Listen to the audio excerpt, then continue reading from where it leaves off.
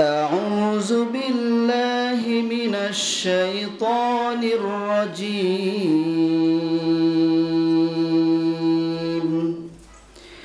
بسم الله الرحمن الرحيم وقال الذين كفروا ربنا أرنا الذين أضلانا من الجن والإنس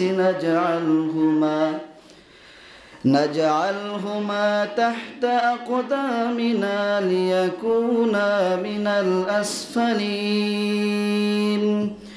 إن الذين قالوا ربنا الله ثم استقاموا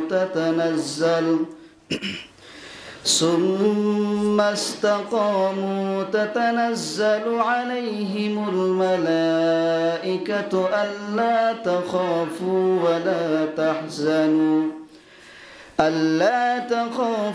ولا تحزنوا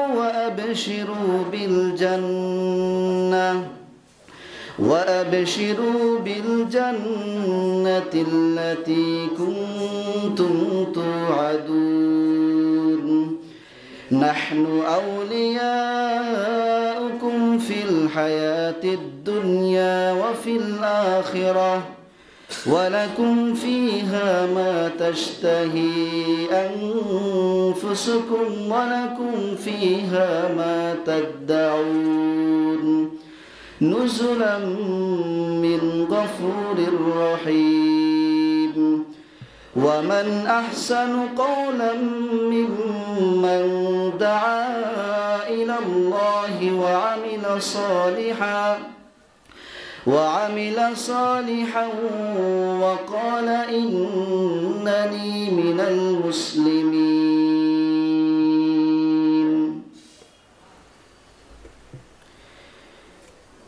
পরম করুণাময় ও অসীম দয়ালু আল্লাহর নামে শুরু করছি। কাফেরগণ বলিবেন, হে আমাদের প্রতিপালক, আমাদেরকে সে সকল মানুষ এবং জিনদেরকে দেখিয়ে দেন যারা আমাদেরকে বিপদগামী করেছে। আমরা তাদেরকে পায়ের নিচে এমনভাবে ধুলিত করিব যাতে তারা চরমভাবে অপদস্থ হয়। অপরদিকে যারা বলবে আমাদের রব এক আল্লাহ, নিশ্চয় তাদের কাছে ফেরেশতা অবতীর্ণ হবে এবং বলবে, তোমরা চিন্তিত হও না, ভয় করো না, তোমরা আনন্দিত হও সেই জান্নাতের আশায় যা তোমাদেরকে দেওয়ার ওয়াদা করেছেন তোমাদের রব। পার্থিব জীবনেও ফেরেশতারা বলবেন, পার্থিব জীবনেও তোমাদের বন্ধু ছিলাম এবং আখিরাতেও তোমাদের বন্ধু থাকব। তোমরা জান্নাতের মধ্যে যাহা কিছু চাইবে, অন্তর দিয়ে যাহা ভাববে তাহা তোমরা পেয়ে যাবে।